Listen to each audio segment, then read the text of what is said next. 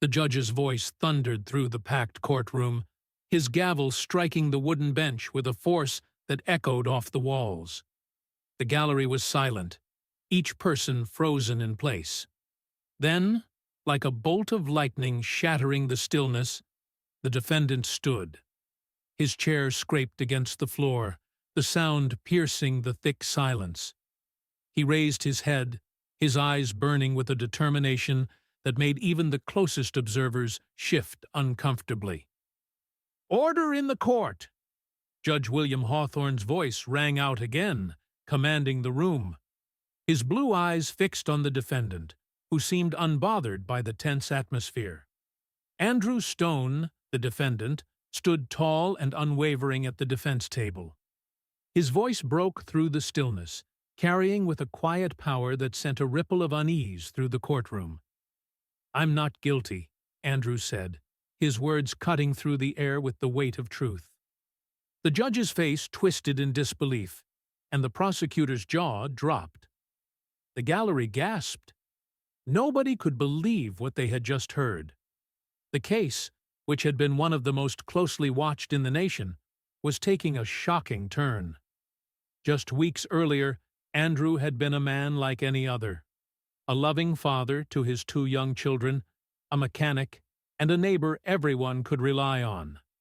But now, here he was, sitting at the defendant's table, accused of a crime that had shaken the community. He was being tried for the robbery of a local jewelry store, a crime that had left 2 officers injured and a security guard dead.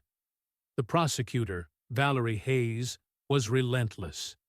Known for her no-nonsense approach and fierce determination to win at any cost, she had built what seemed like an airtight case. The evidence was stacked against Andrew. His fingerprints were allegedly found at the scene, witnesses claimed they had seen him near the crime scene, and his financial situation appeared to provide a clear motive. It seemed like there was no way out for Andrew. But those who knew Andrew best, his family, his friends, couldn't reconcile the man they knew with the man being painted in court. He was the kind of person who would offer a helping hand to anyone in need. The kind of father who sacrificed his own well-being to care for his kids. But in the courtroom, none of that seemed to matter. The jury, a group of 12 individuals from various walks of life, sat motionless. Their eyes shifted between the prosecutor and the defense, waiting for the next move. The judge, a stern man with graying hair, adjusted his glasses and listened carefully to every word. Then, in the midst of the trial, something happened that no one saw coming. An elderly woman slowly rose from the back of the courtroom, her frail hands trembling as she made her way to the witness stand. Her presence caused murmurs to ripple through the crowd. The prosecutor looked confused, but the defense attorney, Michael Grant, stood up immediately. "Your Honor," Michael said, his voice steady, "this witness has crucial information that could change everything." Judge Hawthorne, eyeing the woman with suspicion, gave a slight nod. "Proceed," he said. The woman sat down, cleared her throat, and turned to face the courtroom. Her voice was shaky at first, but she gathered her composure quickly. "I need to tell the truth," she said, her words sending a shiver through the room. The courtroom was silent, every eye fixed on her. Valerie Hayes narrowed her eyes, clearly skeptical. "And what truth is that?" The woman took a deep breath, and then she spoke the words that would shift the entire trial. "Andrew Stone is not the man you think he is." Andrew's heart raced. His attorney leaned in, whispering in his ear, "Stay calm." But it was hard to do so when his entire life was at stake. Before anyone could respond, the courtroom doors suddenly burst open. A man in a dark suit stormed in, breathless, as though he had been running. His eyes darted between Andrew and the judge, and he moved with urgency. "Who are you?" Judge Hawthorne asked, his patience wearing thin. The man's gaze locked on Andrew for a brief moment before he turned back to the judge. "I have evidence," he said, his voice trembling. "Evidence that will prove Andrew Stone's innocence." Another wave of gasps filled the room. The judge banged his gavel, his voice stern. "This court is not a circus. If you have evidence, you'd better have a good reason for interrupting these proceedings." The man nodded quickly, pulling a small flash drive from his pocket. "This will change everything." Valerie Hayes, normally so composed, suddenly looked pale. Andrew's pulse quickened. This could be it. The moment everything changed. The judge sighed heavily. "Bring it forward," he said. The man stepped up to the bench, his hands shaking as he handed the flash drive to the court clerk. The room fell into a tense silence. The clerk plugged the flash drive into a laptop connected to the large courtroom screen. A folder appeared on the monitor. Then, the first video file loaded, and as it played, everything that had seemed true about the case was flipped on its head. The screen flickered for a moment before the video began to play. The courtroom watched in stunned silence as the grainy footage showed the events of the robbery from 3 months earlier. The street camera, which had been positioned across from the jewelry store, captured everything with eerie precision. Andrew Stone was nowhere to be seen. Instead, the video clearly showed 2 masked figures, both sprinting from the store. One of them was carrying a heavy bag, while the other was armed with a gun. The 2 criminals looked frantic, clearly unaware of the camera catching their every move. They darted down an alleyway, disappearing out of frame just as police sirens screamed in the distance. The courtroom was eerily still as the video continued, showing the robbers tossing the bag into a nearby dumpster before splitting in different directions. The police arrived soon after, their squad cars screeching to a halt, officers rushing to secure the scene. The footage showed a police officer drawing his weapon, shouting at someone to get down. Andrew, still in his work clothes, was shown standing near a parked car. The officer's gun was pointed directly at him, and the camera captured Andrew raising his hands in surrender. The silence in the courtroom was deafening. "That's not him," someone whispered in the gallery. Andrew felt a knot twist in his stomach as the video continued. The man in the video wasn't him. He wasn't the one running from the scene. He wasn't the one who had thrown the bag into the dumpster. The footage showed the real criminals clearly. One of them even turned slightly, revealing part of their face to the camera. It was a man Andrew didn't recognize, but it was certainly not him. Valerie Hayes, the prosecutor, stood frozen in shock. Her usually sharp, confident demeanor faltered. She opened her mouth to speak, but the words never came. Michael Grant, Andrew's defense attorney, stood tall and turned toward the judge. "Your Honor, the evidence is clear," he said. "This footage proves that my client, Andrew Stone, was not involved in the robbery. He was not near the crime scene when it happened." The judge, his expression serious, glanced at Valerie Hayes. "Miss Hayes, do you wish to respond?" Valerie swallowed hard, her face pale. She had been the one to build the case, to present the evidence that had convinced everyone that Andrew was guilty. And now, everything was falling apart. She clenched her jaw, unable to find the words to defend her case. Michael Grant stepped forward again, his voice firm. This was a clear case of mistaken identity. Andrew was in the wrong place at the wrong time. He was a witness to the robbery, not a perpetrator. This video, this evidence, proves his innocence. The judge nodded, but the tension in the courtroom was thick. The once confident prosecutor, who had been so sure of her case, was now silent, standing rigid at the table. She hadn't expected this turn of events. Andrew sat back in his chair, trying to process everything that had just unfolded. The video had cleared his name, but the nightmare wasn't over. The damage had already been done. His life had been ruined, his reputation shattered, and his children, his 2 young kids, had spent months believing he was a criminal. As the judge called for a recess, the courtroom erupted into chaos. Reporters scrambled to get statements, while the jury exchanged nervous glances. Andrew's pulse raced as he turned to Michael, who was already pulling out his phone. "This is just the beginning," Michael muttered under his breath. "They won't let you go that easily." Andrew nodded, though his mind was racing. He had been locked up for 3 months for a crime he didn't commit. But as much as he wanted to celebrate his newfound innocence, he knew that the people who had framed him were still out there. They weren't going to let him walk free without a fight. The judge banged his gavel, calling for order. "This court is in recess for 1 hour," he announced, his voice stern. "We will reconvene shortly." As the courtroom slowly emptied, Michael turned to Andrew. "I'm going to review the footage again," he said.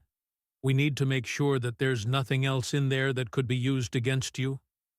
Andrew nodded, though his mind wasn't focused on the footage anymore. He kept thinking about the mysterious man who had appeared in court with the flash drive. The man who had brought the evidence that had turned the case upside down. Who was he? And why had he chosen to step forward now, of all times? Before he could ask Michael about it, a familiar voice called out to him, "Andrew." He turned to see his sister, Clara, standing near the back of the room, her eyes wide with relief.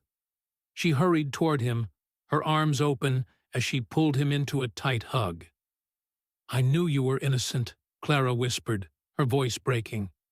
"I told everyone, but no one would listen." Andrew swallowed hard, grateful for her support, but the weight of the situation still hung heavily over him. He pulled away from Clara, trying to focus.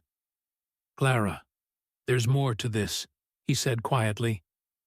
"I need to know who did this to me." Clara looked at him with concern. "You've been through enough, Andrew. We'll get through this together." But Andrew shook his head. "I don't think they're done with me. Whoever did this, they're powerful. They won't just let me walk away." Clara's face darkened. "What do you mean?" Before Andrew could respond, the door to the courtroom opened, and the man who had given the evidence, the one with the flash drive, entered the room. His eyes locked with Andrew's. Andrew's heart skipped a beat. This man knew something important. The man approached slowly, his face serious. "Mr. Stone," he said, his voice low, "I need to speak with you." Andrew hesitated, glancing at Michael and Clara. Michael gave him a subtle nod, signaling that this could be important. With a deep breath, Andrew stood up and followed the man out of the courtroom, his mind racing with questions. Whoever had set him up, and whoever was behind the conspiracy, wasn't finished. And now, Andrew was determined to uncover the truth, no matter the cost. Andrew followed the man out of the courtroom, his heart racing. His mind was a whirlwind of thoughts. The video had cleared his name, but what about the people who had framed him? The people who had orchestrated this nightmare? They walked down a quiet corridor, away from the bustling courtroom, until they reached a small, dimly lit room. The man closed the door behind them, and for a moment, neither of them spoke. Andrew stood there, waiting, his eyes fixed on the man in front of him. The man was dressed in a dark suit, his face lined with the weight of years of experience. He seemed out of place in this courtroom, a shadowy figure who had appeared at the most critical moment. "My name is Jonathan Harris," the man said finally, breaking the silence. "I've been following your case for some time now." Andrew frowned. "Why?" Harris looked at him with cold, calculating eyes. "Because this isn't just about a robbery. Your case, your life, has become part of something much bigger, and you've been caught in the middle of it." Andrew's confusion deepened. "What are you talking about?" Harris took a deep breath, his eyes flicking toward the door as if ensuring no one was listening. "You've been watched, Andrew, not just by the local authorities, but by someone much more powerful. You're not a random man caught in a bad situation. You've been marked for something."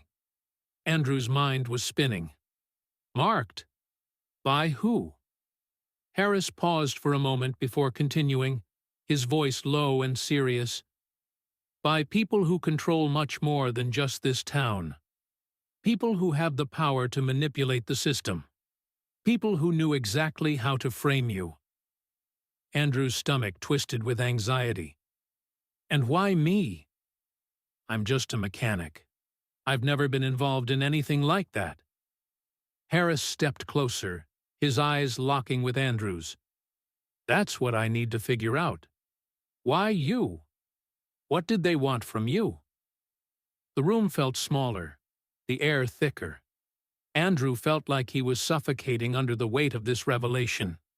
He had always thought of himself as an ordinary man, a father, a worker. But now, everything was changing. "Do you know who's behind this?" Andrew asked, his voice barely a whisper. Harris shook his head. "I don't know yet, but I have an idea. And I think you do, too."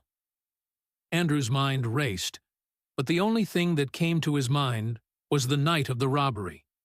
The masked men running from the store, the bag thrown into the dumpster, and the moment when he had seen something, or someone, that made him feel uneasy. "I think I saw something that night," Andrew said slowly. "Something the police didn't notice. Something that could have been important." Harris raised an eyebrow. "What do you mean?" Andrew looked up at him, his voice tense. "There was a piece of paper that fluttered out of the bag the robbers tossed. I picked it up, but I didn't think much of it at the time. I stuffed it into my pocket. It was just a piece of paper, but now—" Harris's eyes narrowed. "Do you still have it?" Andrew swallowed hard. "I don't know. The police took my clothes when they arrested me. It could still be in the evidence locker." Harris exhaled sharply. "We need to get to that evidence locker." Andrew felt a surge of hope, but it was tempered with a deep sense of unease. "How are we supposed to do that? The police have everything. They're not going to let us just waltz in and take something out." Harris smiled, but it was a cold, calculating smile. "Leave that to me." Before Andrew could respond, the door opened again. Michael Grant, his defense attorney, stepped into the room, looking concerned. "Is everything okay?" Michael asked, his eyes flicking between Andrew and Harris. Andrew nodded, trying to steady his racing heart. "We need to find something. Something from the night of the robbery. A piece of paper I found. It could have information that could help us." Michael's eyebrows furrowed. "You're talking about that paper the robbers tossed in the dumpster?" "Exactly," Andrew said, his voice urgent. "We need to get it. Whatever it was, it's tied to something bigger. Something they don't want me to find out." Michael nodded slowly, clearly processing the situation. "All right, but we can't just walk into the police department and ask for it. We need a plan." Harris stepped forward. "I have a plan, and it involves getting into the evidence locker." Andrew looked at him skeptically. "How?" Harris smiled again, this time more confidently. "Trust me, I've done this before." The three of them exchanged a look, and Andrew knew that this was their only shot. If they didn't act fast, whoever was behind this would make sure that he never found the truth. They had to move quickly, and they had to be smart. Harris led them out of the room and down a narrow hallway, his footsteps steady and deliberate. Andrew followed closely behind, his mind swirling with questions. He still couldn't wrap his head around the fact that his life had been turned upside down. The simple, quiet life he had led as a mechanic was no longer enough. Now he was embroiled in a conspiracy that he couldn't fully understand. But one thing was clear. He wasn't going to let them get away with framing him. He wasn't going to let them destroy his life without a fight. They arrived at the back exit of the courthouse, where a black sedan waited for them. The door opened, and they all climbed in.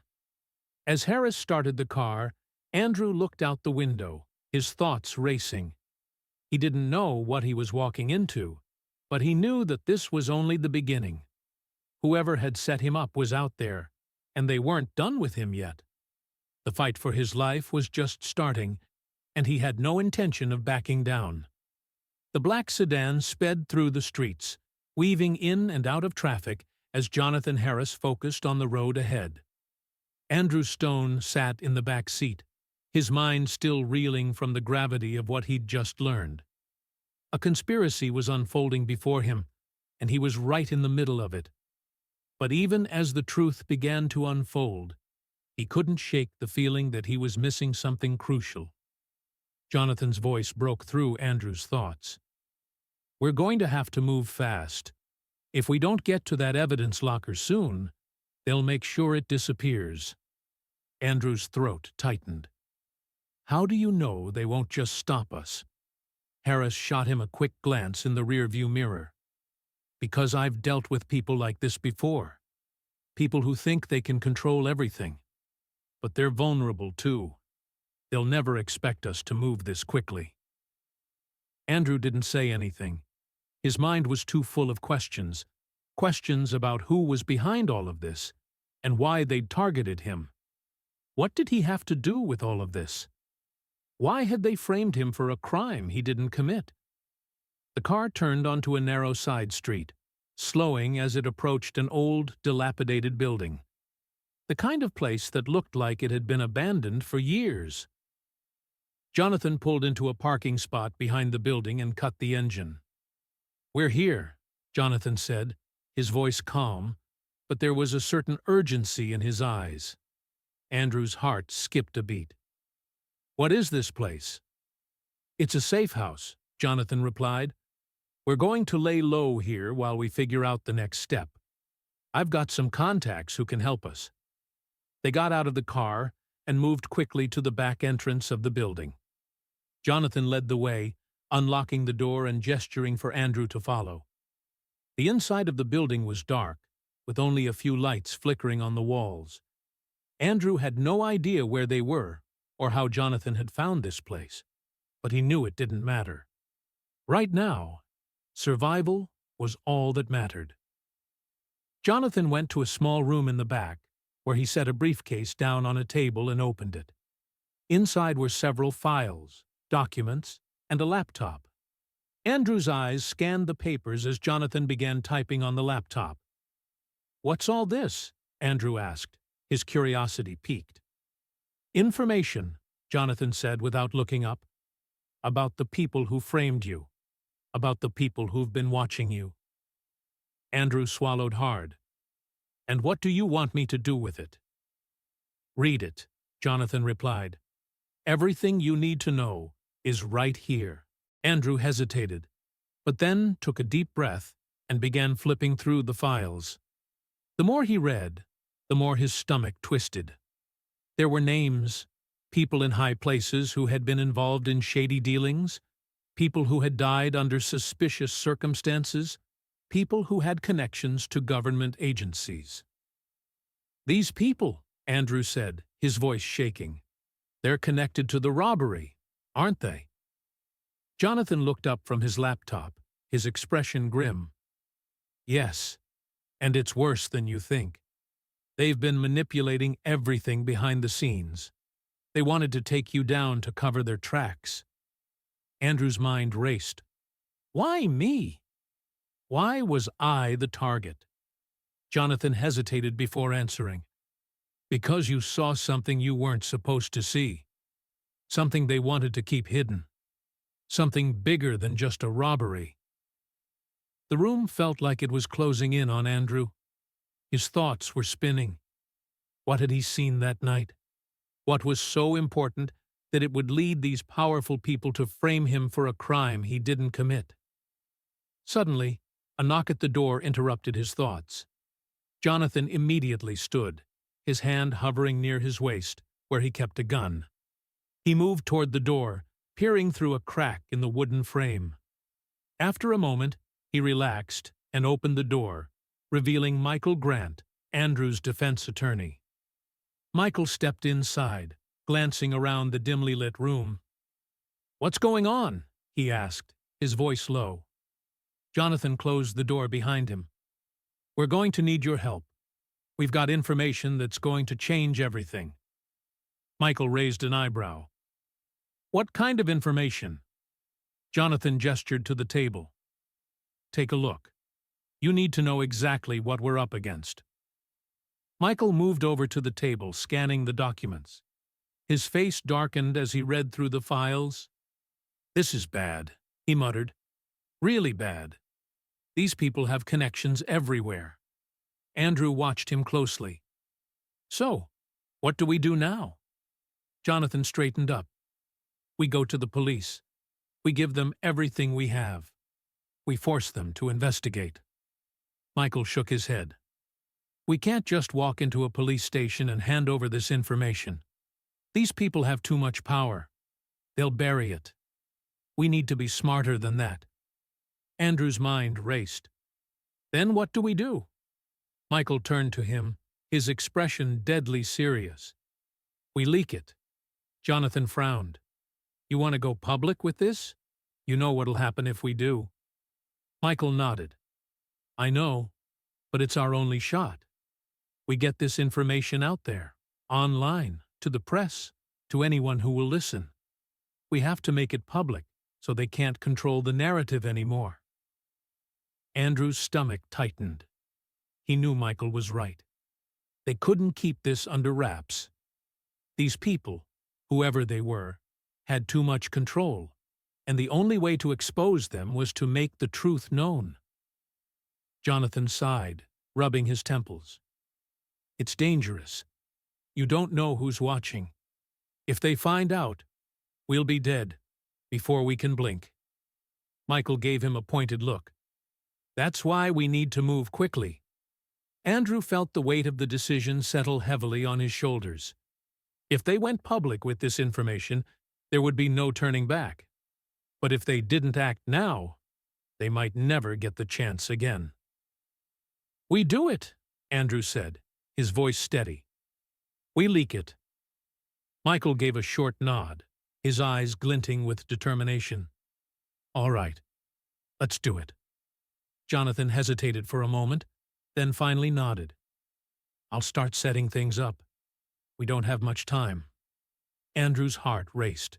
The fight for his life had just begun, and the truth was, the only weapon he had left. The sun had begun to set, casting long shadows across the city, as Andrew, Michael, and Jonathan made their final preparations. The small safe house was a haven for now, but Andrew knew it was only a matter of time before the people who were after him discovered his whereabouts. The clock was ticking.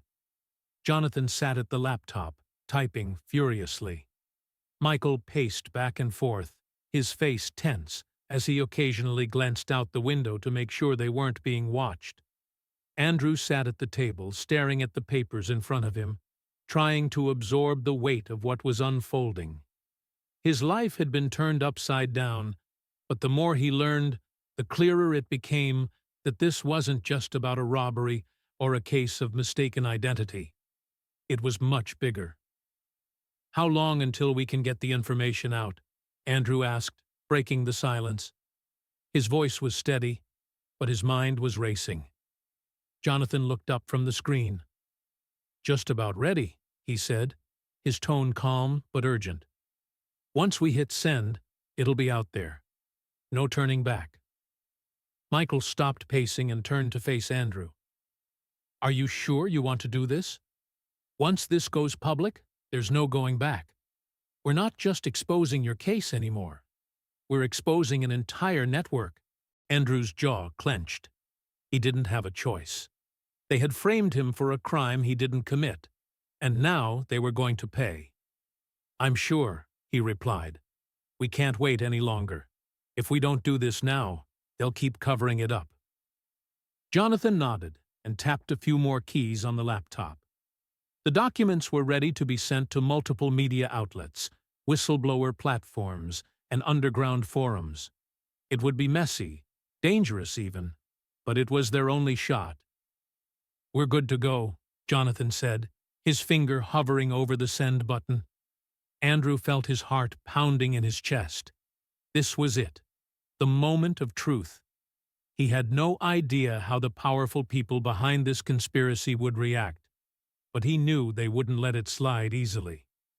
They had already manipulated the justice system, framed him for a crime, and tried to erase him from existence. This was their last chance to make sure the truth got out before they silenced him forever. "Do it," Andrew said, his voice low but firm. Jonathan hit the button, and the information was sent out into the world. The next few minutes felt like an eternity. Andrew paced back and forth, his mind racing, thinking about the people who had been manipulating him, thinking about his children, and what they would think when they saw the news. But he didn't have time to think about that now. The battle was far from over. Suddenly, the phone rang, breaking the tense silence. Jonathan picked it up, his face going pale as he listened to the voice on the other end. "Who is it?" Michael asked, his tone sharp. Jonathan held up his hand, signaling for quiet. He nodded as he listened, his eyes scanning the room as if searching for something, or someone. "I knew it," Jonathan muttered, hanging up the phone. "We've been compromised." Andrew's heart sank. "What happened?" "They're on their way," Jonathan said, his voice tight. "The people we've been trying to expose. They're coming for us." Michael's face turned hard. "How long do we have?" Jonathan didn't answer immediately. He was already gathering his things, preparing to leave. "Not long," he said finally. "We need to move, and we need to move fast." Andrew's thoughts raced as he stood up. They had just exposed a dangerous network, and now the people responsible were coming for them. His heart pounded in his chest as adrenaline surged through him. He had no choice now. He couldn't go back. It was fight or flight. "What's the plan?" Andrew asked, his voice steady despite the fear gnawing at him. "We're going underground," Jonathan replied. "We'll take a back route out of here, head for the city outskirts, and then lay low until we figure out what's next." Michael looked at Jonathan, skepticism in his eyes. "And how exactly are we supposed to stay under the radar? They've got eyes everywhere." Jonathan's jaw tightened. "We don't have much of a choice. We go dark. We disappear for a while. We find out who's behind this and why. But first, we need to make sure we get out of here alive." They grabbed their bags, stuffing essential documents and supplies inside. Jonathan led the way, moving swiftly toward the back door. Andrew followed closely behind, his mind still reeling. This was no longer just about clearing his name. It was about survival. He had no idea what would come next, but he was prepared to do whatever it took to uncover the truth. They moved quickly through the dark alley behind the building, the sound of their footsteps echoing in the silence. It wasn't long before they reached a run-down van parked a few blocks away. Jonathan opened the door, signaling for them to get in. As they drove away from the city, Andrew glanced back at the skyline, his thoughts filled with the chaos they had just unleashed. The information they had exposed was just the beginning. He knew that whoever was behind this would do anything to protect their secrets. The next few days, maybe even weeks, would be filled with danger, but Andrew couldn't back down now. He was in too deep. Jonathan spoke up, his voice low but steady. "They'll come after us hard, but we have something they can't ignore now. We have the truth, and that's a weapon." Michael leaned forward, looking out the window. "We just need to stay one step ahead." Andrew nodded, his resolve hardening. "And we will. We're not just fighting for my freedom anymore. We're fighting for the truth." As the van drove deeper into the night, the weight of what lay ahead settled on Andrew's shoulders. He didn't know what the future held, but one thing was certain. This fight wasn't over. And no matter what, he was going to see it through to the end. The van rumbled down the quiet highway, the faint glow of streetlights casting long shadows across the road. Jonathan kept his eyes on the rearview mirror, his hand gripping the wheel tightly. Michael sat in the front passenger seat, his face unreadable, while Andrew sat in the back, his mind spinning. The hours were starting to drag on, the weight of their decisions pressing down on him. They had exposed the truth, but now the real fight was just beginning. "We're not out of the woods yet," Jonathan said, his voice cutting through the silence.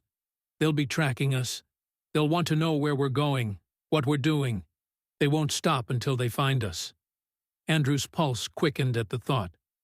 "So, what now? We just keep running?" "For now, yes," Jonathan replied. "We're going to meet someone who can help us, someone who's got the right connections to make sure we can get our hands on more information, on who's pulling the strings. But that's all I can tell you for now." Michael glanced at Jonathan, then back at Andrew.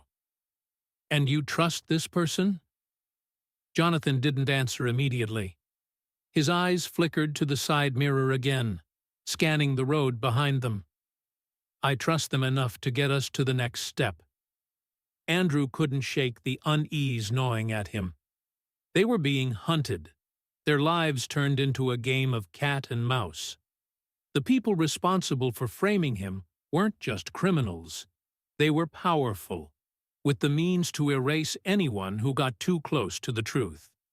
And now, it was his turn to face them.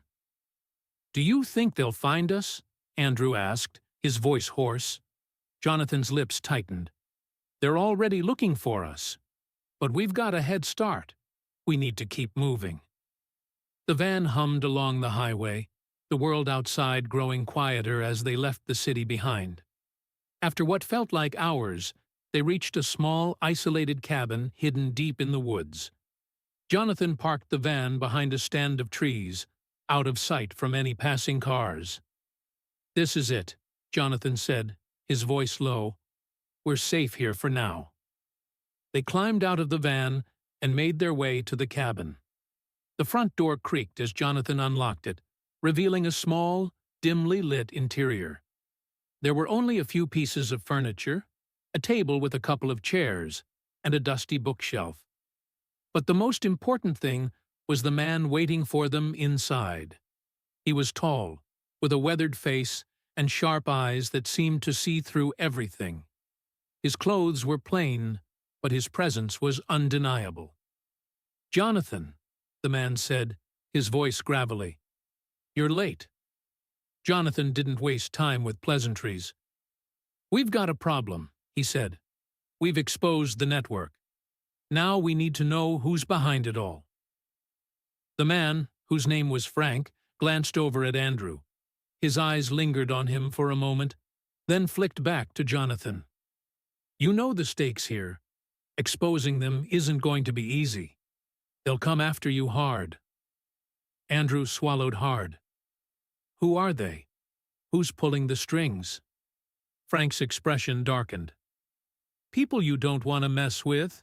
People with connections in high places. This isn't just a few criminals trying to cover their tracks. This goes all the way up the food chain. We're talking about a network of powerful individuals who'll do anything to keep their secrets buried." Michael stepped forward, his voice cold. "And you know who they are?" Frank nodded slowly. "I've got a name, but it's not going to be easy to get close to them. They've got eyes everywhere. If we want to take them down, we'll need leverage." Jonathan leaned in. "What kind of leverage?" Frank glanced at Andrew. "You've already given us the best leverage. They don't know you've got the full picture yet. We just need to play it smart, and we need to act fast." Andrew's mind raced. "What do you want me to do?" Frank's gaze hardened. "You've got to keep your head down. Stay out of sight. We're going to need more evidence. If we can get a few more pieces, something concrete, something that ties the network together, we can take them down for good." Jonathan nodded, his voice grim. "And what if they find us first?" "We don't let them," Frank said, his voice hard. "We're going to turn the tables, but we need to keep moving." The room fell into a tense silence. Andrew's chest tightened as he realized the full scope of the battle ahead. He had thought the hardest part was over, when he was framed, when the trial was taking place, when the video cleared his name. But now he understood. The fight was far from over.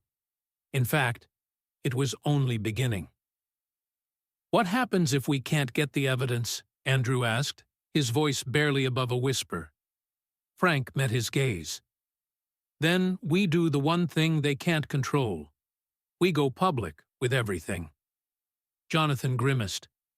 "It's a risk, but it's the only way to make sure they can't silence us." Michael exhaled sharply. "You've got to be prepared for the worst, Andrew. If we leak this, they'll come after you. They'll come after all of us." Andrew's mind spun. It wasn't just his life on the line anymore. It was everyone around him. And the people he was up against were not going to stop until they'd eradicated every trace of their wrongdoing. But there was no turning back. "We do it," Andrew said, his voice firm. "We take them down, no matter what it takes." Frank studied him for a moment, then nodded. "Good. You've got the right mindset." With that, they began to make their plans. But deep down, Andrew knew the real battle was about to begin. The network that had framed him was more powerful than he had ever imagined, and now they were coming for him. But Andrew wouldn't go down without a fight, and this time he was going to make sure they didn't win. The night stretched on as Andrew, Michael, and Jonathan sat around the small, dimly lit cabin. The air was thick with tension as they reviewed their options. The room was cluttered with papers, maps, and old notebooks, the remnants of Frank's years of involvement in uncovering the conspiracy. Outside, the sounds of the forest were calming, but inside, the atmosphere felt anything but peaceful. Andrew couldn't shake the feeling that they were running out of time. Every passing minute brought them closer to being found, and every choice they made seemed to dig them deeper into a hole. But there was no turning back now. Jonathan sat at the table, scrolling through an encrypted laptop, looking for leads. Michael leaned against the wall, arms crossed, eyes scanning the room as if searching for hidden dangers. Frank, the man who had been helping them, stood by the window, his eyes constantly darting between the dark trees and the road in the distance. "We need to get to the source," Frank said, his voice steady but urgent. "These people, they're not just criminals. They've got connections everywhere. If we're going to take them down, we need to know exactly where they are and what they're planning next." Michael spoke up from across the room. "So, we're playing their game now, trying to outsmart them." Jonathan shook his head. "It's not about playing their game. It's about surviving long enough to expose them." Andrew ran a hand through his hair, frustration growing in his chest. He had been through so much already. His life destroyed, his reputation ruined. And now, with the truth finally out there, it felt like nothing was changing. The conspiracy was vast, too powerful, and every time they uncovered a piece of the puzzle, it only revealed how much more was hidden. "There has to be something more we can do," Andrew said, his voice tight. "We've got evidence. We've got the truth. But why does it feel like we're losing?" Frank finally turned away from the window, his face shadowed by the low light. Because the people behind this won't stop until they've erased all traces of their wrongdoing. And they won't hesitate to do whatever it takes to make sure you stay quiet. Jonathan exhaled, setting the laptop aside. We need leverage. Something bigger than just information. Something that will make them afraid. Andrew felt a chill run down his spine. What do you mean, leverage? Jonathan's eyes darkened. We find the one thing that will make them back off. We find the person pulling the strings at the top of the pyramid, and we make sure they can't ignore us. Frank stepped forward. I have an idea, but it's risky, and we'll need to move fast. Andrew raised an eyebrow. What's the plan? We're going to hit them where it hurts, Frank said, his tone cold. We get into their operations. We get into their infrastructure, their finances. We pull out the most damaging thing we can find. The thing that will prove they've been orchestrating everything behind the scenes. And we leak it. Michael shook his head. That's a bold move. It could get us killed. Jonathan nodded. But it could also be our only shot. They're watching us now, and they know we're getting closer. If we can hit them hard enough, we might finally get them to stop. Andrew swallowed hard. He didn't want to think about the consequences, but he knew they were running out of options. He glanced around at the group. These were the people he trusted now, the ones who were helping him when everything else had fallen apart. And they were all in this together. How do we do it? Andrew asked, his voice steady, though his insides twisted with fear. Frank leaned in. We find one of their assets. We get access to their systems, their databases. We find something, anything, that links them to the robbery, to the manipulation, to the people they've been controlling. Then we get it out into the open. Jonathan looked at Andrew. It's dangerous. If they catch us, they'll eliminate us. But if we don't do this, Andrew said, his voice firm, we don't stand a chance. Frank gave him a long look before nodding. All right, we'll need to move quickly. I've got a contact who can help us get access to one of their facilities. But it won't be easy. The plan was set. They would infiltrate a secure government facility where the people behind the conspiracy were hiding their most valuable information. They would get in, extract the evidence, and get out before anyone even knew they were there. The stakes couldn't be higher. The next few hours passed in a blur of preparation. Frank made phone calls, arranging the necessary tools to get past security. Jonathan prepared their route, mapping out the safest way to enter the facility and get back out without being seen. Michael reviewed the documents again, memorizing the details they would need to navigate the facility and avoid detection. Andrew sat quietly, his mind racing. This was it. They were going after the heart of the conspiracy. And if they succeeded, they could finally expose the people who had framed him, who had ruined his life. But if they failed, it could be the end. As they gathered their things and prepared to leave, Andrew couldn't help but think of his children. They were still out there, waiting for him. He had promised them he would come home, that everything would be okay. But how could he keep that promise when the whole world seemed to be falling apart around him? Ready? Jonathan asked, breaking his thoughts. Andrew nodded. Let's do this. The four of them left the cabin in the dead of night, moving quickly and quietly. The weight of the mission hung heavily on Andrew's shoulders. This was no longer just about his freedom. It was about bringing down the people who had hurt him, who had hurt so many others. As they drove toward the facility, Andrew's heart pounded in his chest. The plan was risky. There were no guarantees. But it was their only chance to make sure the truth came out. And he wasn't going to let fear stop him now. The van bounced along the rough dirt road, the trees around them pressing in from all sides. The night was dark, and the air was thick with anticipation. The plan had been set in motion, and now there was no turning back. The government facility they were heading to was heavily guarded, its perimeter secured by armed personnel and surveillance systems. But Frank had made the necessary arrangements, and the team had everything they needed to get inside undetected. Jonathan glanced at Andrew through the rearview mirror, his expression grim but determined. Michael sat next to him, checking his equipment one last time. Frank was silent, his eyes constantly scanning their surroundings. "We're close," Jonathan said, his voice low. "Just stick to the plan. No mistakes." Andrew's pulse quickened as they neared the facility. It was a towering complex, surrounded by high fences topped with barbed wire. Security cameras dotted every corner, their lenses scanning for anything out of the ordinary. The facility looked like something out of a spy movie, fortified, impenetrable, and yet, in this moment, it was their target.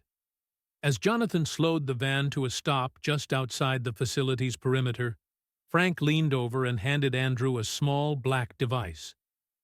"Here," Frank said. "This will disable the security system long enough for us to get in.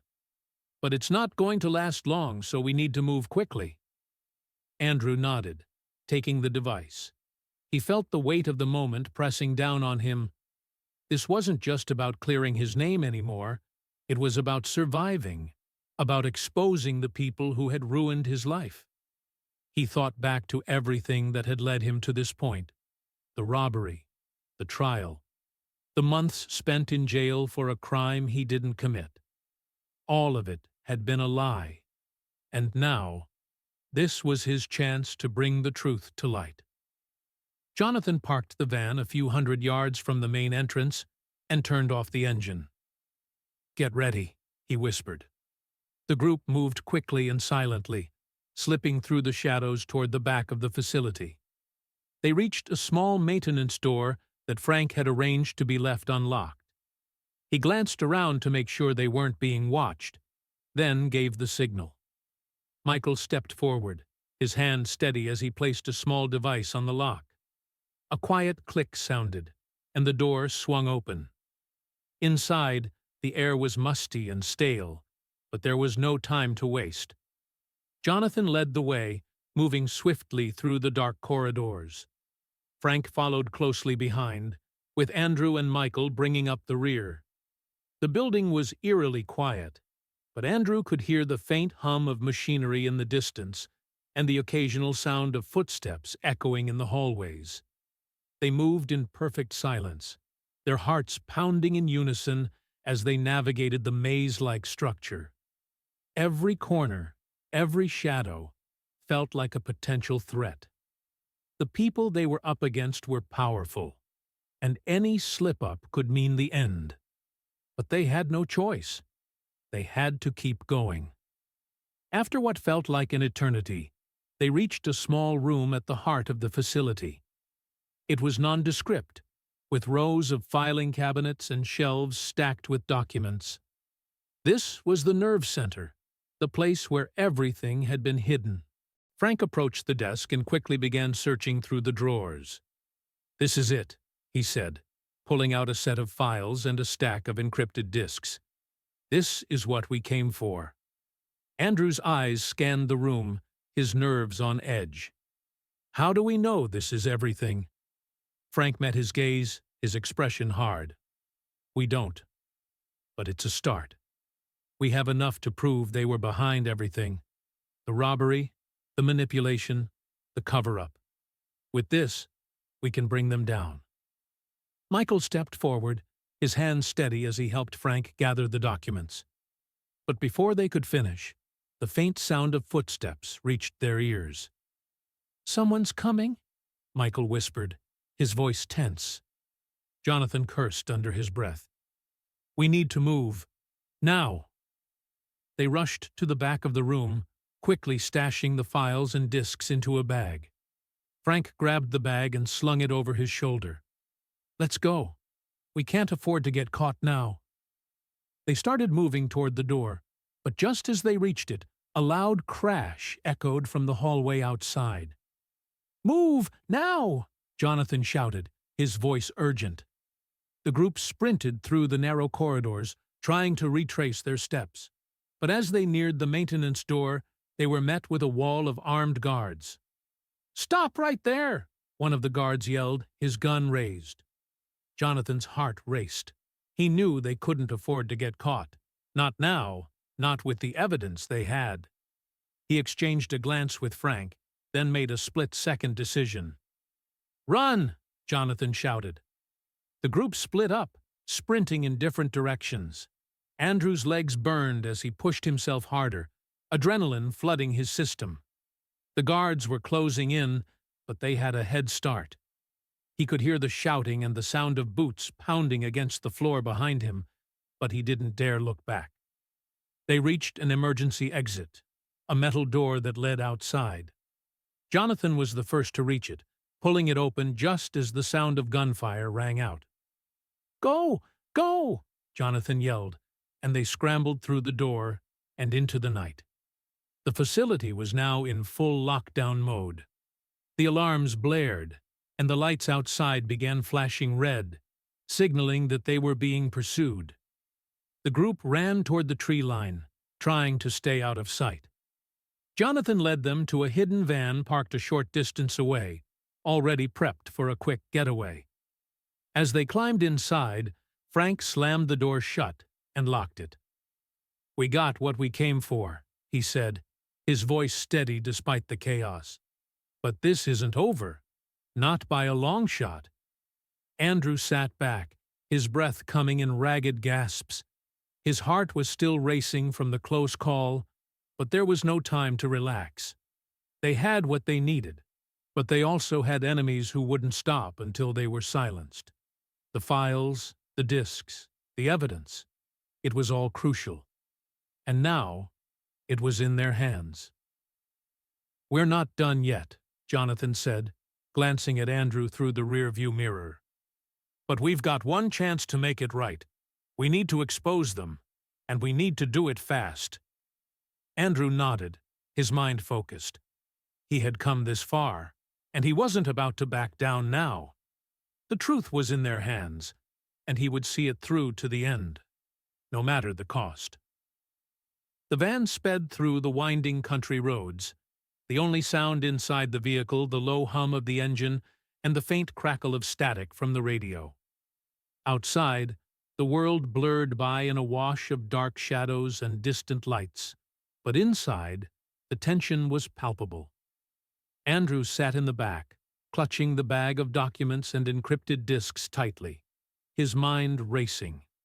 They had what they needed, the files, the proof. But now they had to get it to the right people before it was too late. Jonathan kept his eyes fixed on the road ahead, his hands gripping the wheel.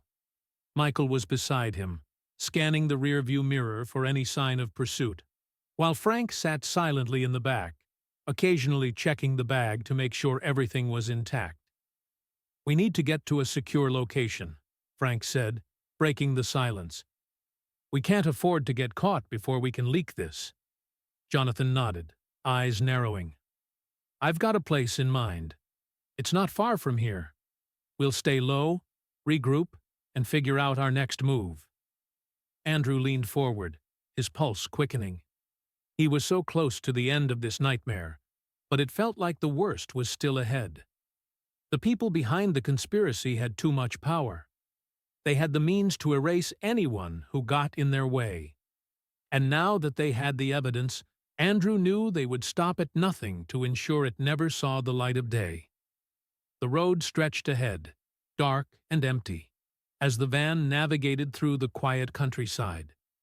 Andrew couldn't stop thinking about what would happen when the information was released. What would the world's reaction be? Would they believe him? Would the truth finally bring down the people who had framed him? "There's a place up ahead," Jonathan said, pulling off the main road and onto a narrow dirt track that led into a small wooded area. "We'll lay low here for a while." The van bumped over the rough ground, as they made their way deeper into the trees. Finally, Jonathan pulled the van up to a dilapidated cabin hidden from view. It looked abandoned, overgrown with vines and moss, but it was perfect for their needs, isolated, out of sight, and secure. As they stepped out of the van, the cool night air hit Andrew's face, and for the first time in hours, he felt like he could breathe again. They had made it this far, but the hardest part was still ahead. The real fight was just beginning. Inside the cabin, they set up a small command center. Jonathan hooked up his laptop to a satellite internet connection, Frank and Michael started organizing the documents, and Andrew sat at the table, his eyes fixed on the encrypted disks. He had to do something with them, get them into the hands of the right people, the ones who could make sure the truth came out and justice was served. Jonathan turned to him after a few minutes of typing. "We've got one shot at this. Once we leak the information, there's no going back. You sure you're ready?" Andrew nodded, though his stomach churned. There was no choice. This was his only chance to clear his name, to expose the people who had destroyed his life. "Let's do it." Jonathan typed a few more commands on the laptop and then turned it toward Andrew. "This is the secure channel. Once we hit send, it's out there. You understand the risks?" "I do," Andrew said. His hands trembled as he reached for the mouse. It felt like the entire world was hanging in the balance, and with one click, everything would change.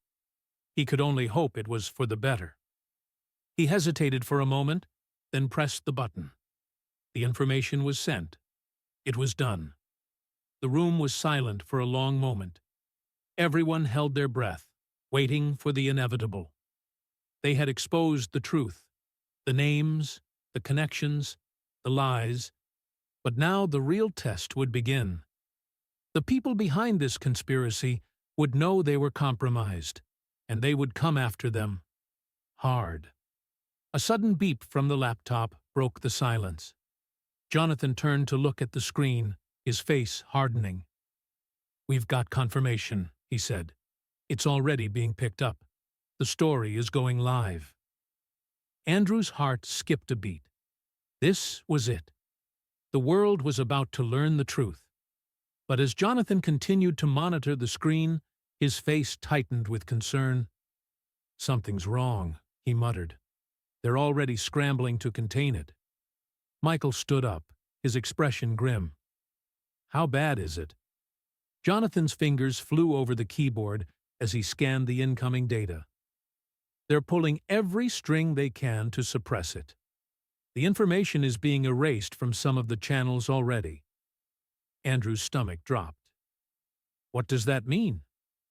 "It means they're fighting back," Jonathan said, his voice tight. "They're trying to erase the evidence before it spreads." Frank slammed his fist on the table. "We've only got minutes before they do more damage. We need to move fast."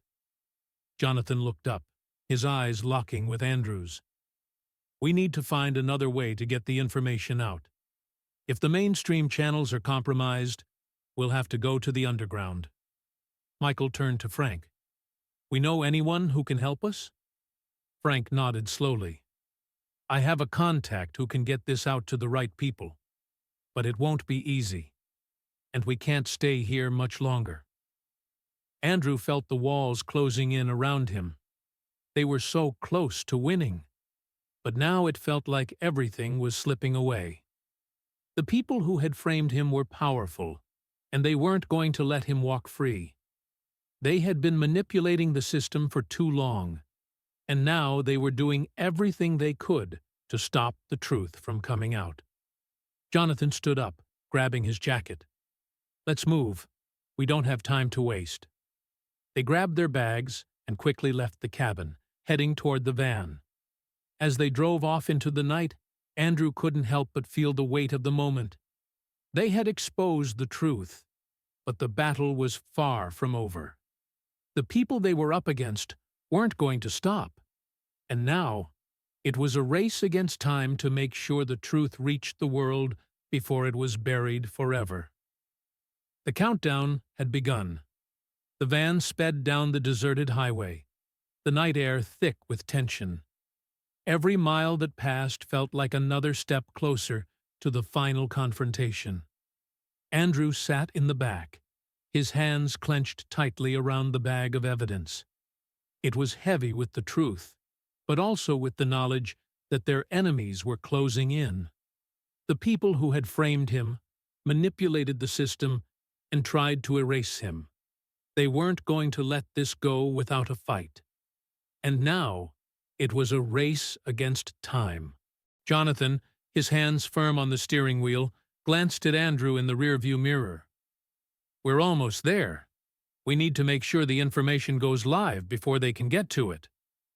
Michael turned toward the back, his face grim. "This is it. We either expose them now, or we let them bury the truth." Andrew's mind raced. His life had been turned upside down, and everything he had known seemed like a lie. The truth had finally come out, but it felt like it was hanging by a thread. The enemies they were up against had too much power, too many resources. They had been pulling strings from the shadows for years, and now they were determined to erase anyone who stood in their way. Frank, sitting next to Jonathan, glanced at his watch. "We don't have much time. They'll be on us soon." The van pulled off the main highway and onto a narrow road that led deeper into the woods. In the distance, Andrew could see a small, nondescript building, the kind of place that looked abandoned at first glance. But it was far from it. It was a secure location, a place where Frank's contact could get the evidence into the right hands. Jonathan parked the van behind a cluster of trees, hidden from sight. The moment they stepped out, the air felt heavier, charged with the impending danger. Every noise seemed amplified, every shadow a potential threat. But they had come this far. There was no turning back now. Frank led them to the building's back entrance, where they were greeted by a man in his late 40s, his face familiar but serious. His name was Paul, and he was one of Frank's old contacts in the underground network that worked to expose corruption at the highest levels. "Is it ready?" Frank asked, his voice low. Paul nodded and stepped aside. "We've got everything set up. Just get the files on the server, and we'll broadcast them across the dark web and secure news channels." Andrew's stomach tightened. The moment had come. If they did this right, the truth would finally be out there for the world to see. But if they failed, everything they had fought for would be in vain. They walked inside the building, moving quickly and quietly. Inside, rows of old servers hummed in the dim light, wires running like veins beneath the floor. The atmosphere was heavy with the scent of electronics and dust. Paul quickly set to work, connecting the encrypted disks to the server. Jonathan and Michael stood watch, their eyes darting to the windows, their bodies tense, ready for any movement outside. "It's almost done," Paul said, his voice focused. "Just need a few more seconds." But just as he spoke, the sound of tires screeching and car doors slamming echoed from outside. The door to the building slammed open, and the group froze. "They're here," Jonathan whispered. "It's too late." A group of men in black suits stormed into the building, their eyes scanning the room. The leader, a tall man with cold eyes, stepped forward, his face twisted with contempt. "You thought you could expose us and get away with it," he sneered. "You have no idea what you're up against." Michael stepped forward, his voice unwavering. "We already know exactly who you are, and we're not stopping." Frank reached for his gun, but before he could pull it out, Paul's fingers flew over the keyboard. "It's done," he said, his voice calm but filled with urgency. "The files are live. They're already being picked up by secure channels." The leader of the group raised an eyebrow. "You're too late. It doesn't matter." You'll never make it out of here alive." The tension in the room was thick, but Andrew felt a strange sense of relief. The truth was out. It was too late for them to stop it now. Without warning, Jonathan moved, drawing his weapon and firing at the men blocking the exit. Chaos erupted. The gunshots rang out, and everyone scrambled for cover. Frank and Michael fired back, while Andrew dove behind a metal desk, his heart pounding in his chest. The building shook with the sound of gunfire, but Andrew's focus was elsewhere. He knew what was at stake. He wasn't going to let them take everything they had worked for. They had exposed the truth, and now the world would know what these powerful people had done. Suddenly, the door burst open, and more armed men flooded into the room. But just as quickly, the emergency alarms blared. The facility's power was cut, plunging the building into darkness. Flashing lights illuminated the chaos as Andrew pushed forward, ducking low and moving toward the door. "Go!" Jonathan shouted, waving them toward the exit. They ran through the back hallway, their steps muffled by the sound of alarms and distant shouts. Outside, the van was waiting. Jonathan opened the door, and they all piled in, breathless and exhausted. As the van sped off into the night, the world outside seemed to blur. But inside, Andrew's heart was racing, not from fear, but from a feeling of something he hadn't had in months. Hope. The fight wasn't over. The conspiracy wasn't fully defeated yet. But they had done it. The truth was out there, and there was no way to undo it now. "We did it," Andrew said, his voice shaky but relieved. "It's over." Jonathan glanced at him, a grim smile on his face. "It's not over." But this was the first victory. As the van disappeared into the night, Andrew couldn't shake the feeling that this was just the beginning. The truth was finally out, but the fight for justice had only just begun. And no matter what came next, he knew one thing for certain. He wasn't going to stop. Not now. Not ever.